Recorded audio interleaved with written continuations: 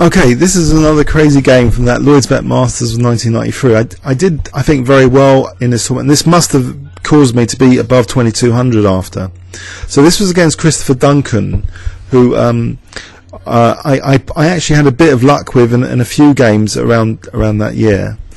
So E4 G6, I was also experimenting with this because there was this line to sort of get a kind of King's Indian invitation to sort of get a pawn storm on the King's side. So I'll show you how that works. So Knight C3 D6, and you play now Knight C6 with the idea of E5. So you're trying to encourage White to play D5.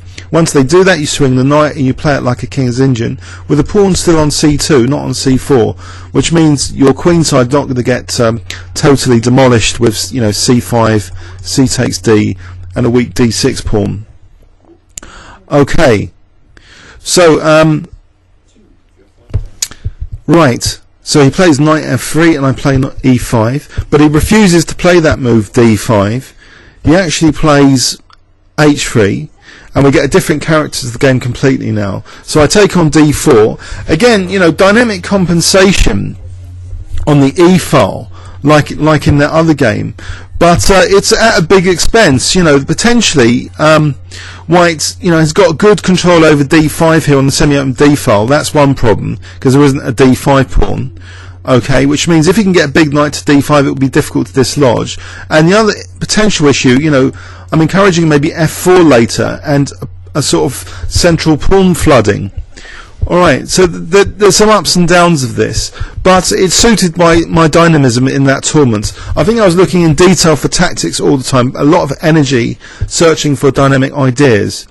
So a bit sort of maybe Alekhine-ish could be the adjective used to describe that. So Queen D2, castles, and now he plays a move which let me really locate this game very easily, actually, because there was quite a few games. If you look on Chess Live DE for your own games, you can't get the PGN, but if you get ChessBase Lite, you can enter the first few moves and then do a search online in the huge, you know, the Chess Live DE database. That's how I got hold of this game, and it was after Bishop D3. It narrows this game to two games which shared this path. After Bishop D3, I liberate the position now with D5. So, you know, I'm into the liberating central pawn breaks, it seems, in this tournament. You know, when I get the opportunity for freedom, I was taking it. So knight takes C6, B takes, and now castle's queen side. Okay, he's openly inviting me to play D4, but there's a bit of a problem with D4. Namely Bishop C4, so he's got that D-file pressure, so I'm not actually threatening to win a piece. I support the pawn, and now he plays Bishop G5. But not all is terrible here, because there's a nice cunning manoeuvre, which I think I did calculate at the time, which was Queen E8. So even though he's going to take and get that massive knight to D5, I've got the idea here of Bishop D8. So I'm supporting C7, and I'm going to kick that knight next with C6. So all is not too terrible. Queen F4, now Bishop E6, so again challenging that knight. Bishop B3, and I prevent any knight F6 now with F6. So I'm still also trying to play, you know, for C6. If he takes on C7, then I think just takes and then C4 seems to actually win the bishop, because the bishop hasn't got the A4 square. So he has to be tactically careful. So rook HE1, now Queen F7. So I'm finally supporting that C7 pawn again. Okay. Queen G3, and now this central flooding idea. You know, because I've got that small centre and the pawns are actually fixed now. So strategically, again, from a pawn structure perspective, this isn't great at all. The double pawns, the weakened D5 square. So I play A5, and now he plays. You know, I'm going for his king as usual. To try and get the dynamic compensation going. F4, play King H8, now Queen F3. So he's got this ideal position to try and get even more space with F5. But I'm getting in my A4, and he ignores that actually. He doesn't play Bishop C4, which is very interesting actually, and I think the reason is C6. Tactically it doesn't work. C6. So where would the knight go? He'll be losing it. And if takes then Bishop D5. Okay, so he's forced into f5, a bit of concession, and he's given me, you know, a tactical opportunity now. After a takes, f takes, I don't even bother moving my queen, because I realise I can promote my a pawn. I can take here. So e takes f7. We've got a very exciting game. So I promote my queen, and then get it back to the centre via this queen a5 check, and now take on f7. So how do we stand here after that tactical exchange? I think I'm standing okay now. I'm a pawn up. The knight's still big, but there's always the threat of c6. So he's got to do something about this and try and use his trump cards. He's still got some mobility here to exploit, and he's got a pin on f6. So he uses that now with e5. So there's all sorts of threats. My queen's kind of tied down to the rook as well. This is a bit loose on this diagonal. So anyway, I get that out the firing line, and also I protect f6 in one go with this move, rook a6. I don't mind rook a1s. I think I just maybe take there, get the two rooks, or consider just queen b5 check. Okay, so he plays king f2, so he's ruling out any queen b5s, but I'm getting the rook into the centre now, rook e6. So he gets his king tucked away. Okay, c6 to finally evict that knight. But now he plays a move to really smash my pawn structure, b4, but I take, and now he offers an entire no, it's not a piece sack at all. Sorry, he plays e takes f6. So it's a very tactical situation. I can't take on d5 because he just takes and then takes on e6. So I throw in rook e1 check, and now I play. I still don't take on d5 because now he's got the threat of rook e8 check, actually mating because of this pawn actually. So I defend my back row, and then he plays knight e7.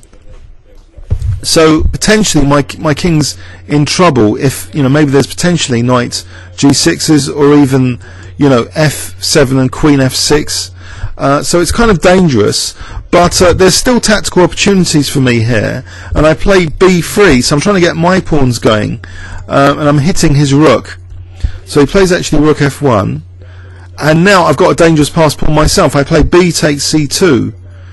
Okay, so this is getting, you know, like a tactical mess. And after queen f4, he's still relying on this pin, you know, this pawn being dangerous for me not to take. But I do take, and win his queen. So rook takes f4, letting him promote now.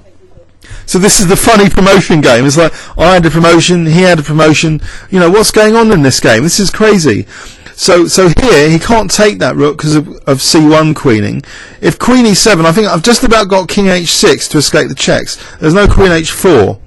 Okay, so he takes on c6, and now I'm just winning. After rook takes, I play a check and queen my pawn, and he resigns.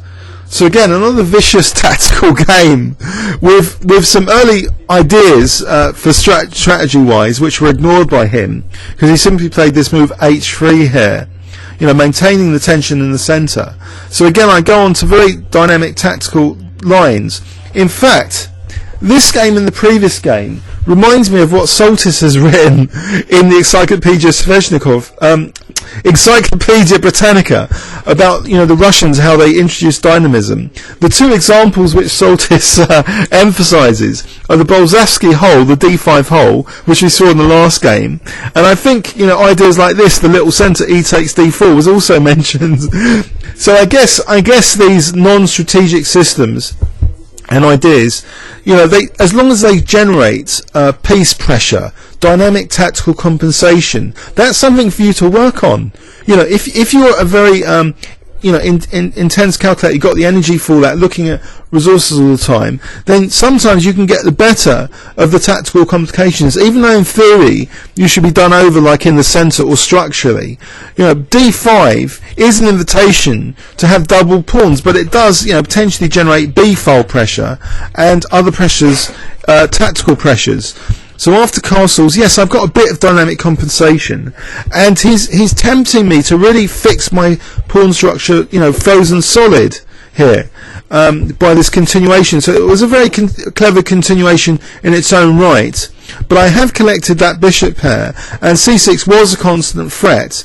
But here I think it was great, this a5 idea, with the idea coming up of rook a6. But you know, this a4 as well with c6 means that this knight's not the hottest knight. It's a bit of a tactical vulnerability, so it forces him to play this move f5 in any case because of that c6. But so I get to queen a pawn, which is a very rare event that the game just casually continues after someone's promoted. And the funny thing is, it happens yet again in this game.